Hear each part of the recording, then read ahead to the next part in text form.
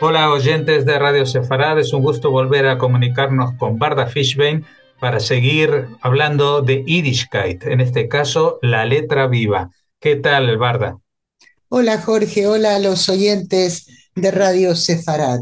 Bueno, hoy vamos a hablar nuevamente de una escritora, de Rogel Brojes, a la Así que, es. a la que llamas la costurera de letras, ¿no? Porque Sí, porque ahora cuando describamos un poco quién era esta persona, además de una buena escritora, vamos a ver por qué la llamo así. Porque esta autora nació en el año 1880 en Minsk, cuando esta ciudad pertenecía al Imperio Ruso, aunque actualmente se encuentra en Bielorrusia. Escribió relatos, obras teatrales y cuentos para niños, todo ello en yiddish.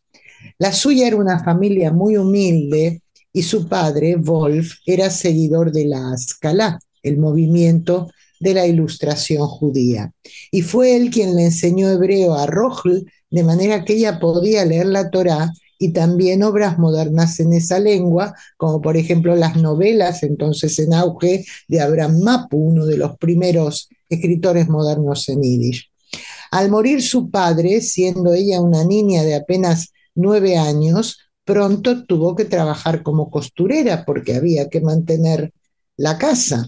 Y se formó tan bien en ese oficio que aprendió de las mujeres que tenía a su alrededor, no digamos en una enseñanza arreglada, que luego fue profesora de costura en la Escuela Vocacional Judía para Niñas de Minsk.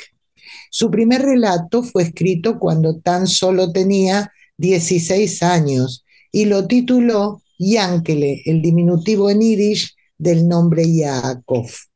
2 años más tarde se lo publicarían en Der Jud, el judío, un periódico de Cracovia que comenzó su andadura por esa época y que aparecía quincenalmente en Varsovia.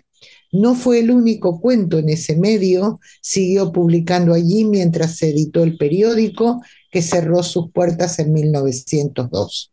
También publicó en Der Freund, El amigo de San Petersburgo, que comenzó a publicarse en 1903, y en la prestigiosa publicación neoyorquina Die Zukunft, El futuro.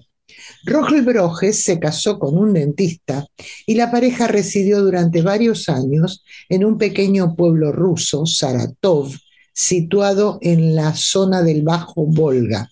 Y aunque durante esta época de su vida la autora continuó escribiendo, publicó muy raramente, ya que había perdido el contacto con los círculos literarios de las grandes ciudades europeas del este y americanas, núcleos importantes de la cultura judía por entonces.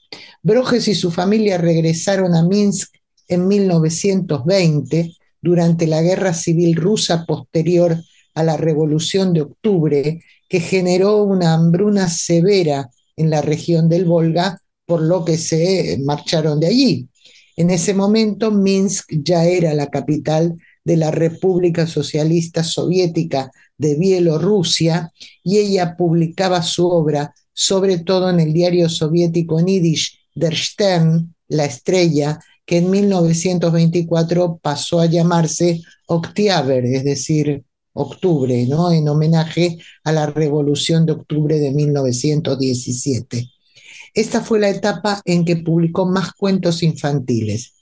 Destacan de su narrativa los vivos retratos que pintaba de la familia de clase obrera judía, con especial incidencia en cómo la vivían las mujeres y los niños.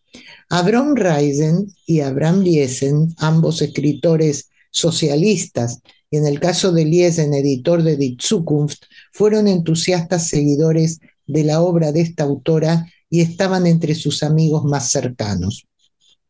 Algunos de los libros que publicó fueron Sammlung der Erzählungen, una colección de cuentos, en la editorial Kletskin de Vilna en 1922, In Pionerischen Lager, en un campamento de pioneros, publicado en Minsk en el año 1936, o Spinnen, Arañas, en Minsk, en la editorial estatal de Bielorrusia en 1940, entre otras varias obras.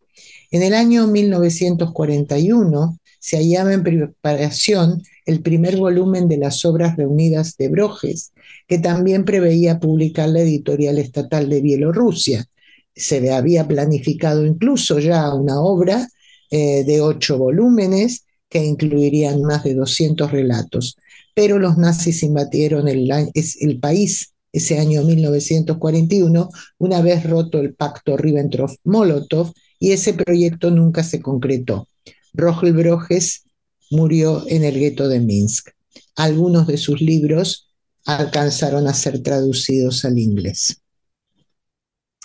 Y bien, vamos ya con el relato. Es un relato corto, pero tal como avanzábamos en la semblanza de la escritora, tiene que ver con mujeres y niños de pobres judíos.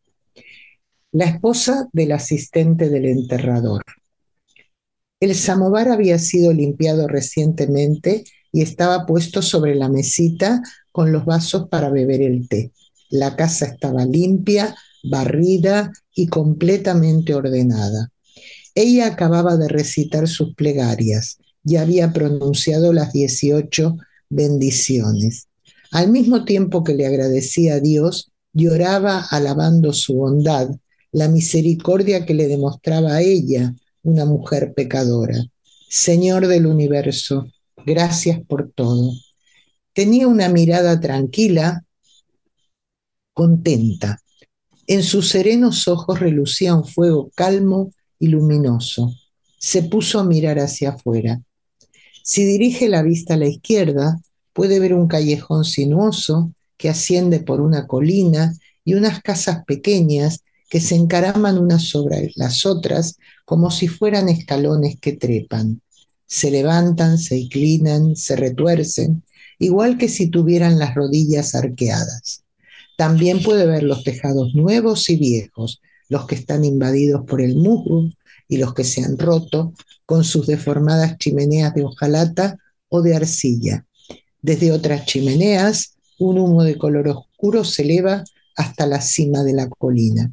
Si en cambio vuelve la mirada hacia su derecha, ve un valle y en él hay una valla junto a un enorme patio de vecinos que se desplazan de un lado a otro, de una casita a la otra.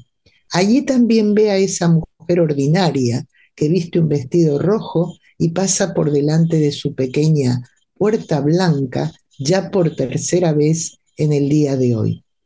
También ve a una joven esposa de baja estatura que se asoma nuevamente a la ventana con su hijo en brazos.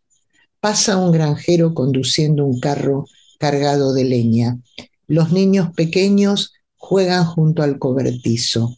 ¡Oh!, se alegra. Buena salud para los niños pequeños. Mi Altinker tendrá con quien jugar. Gracias Dios por todo. Vuelve a susurrar y se sienta a beber un té. Ya ves, Jorge, ¿no? Cómo describe un barrio popular y humilde que podría ser en aquellos años de cualquiera de las capitales o pueblos de Europa del Este donde había comunidades judías.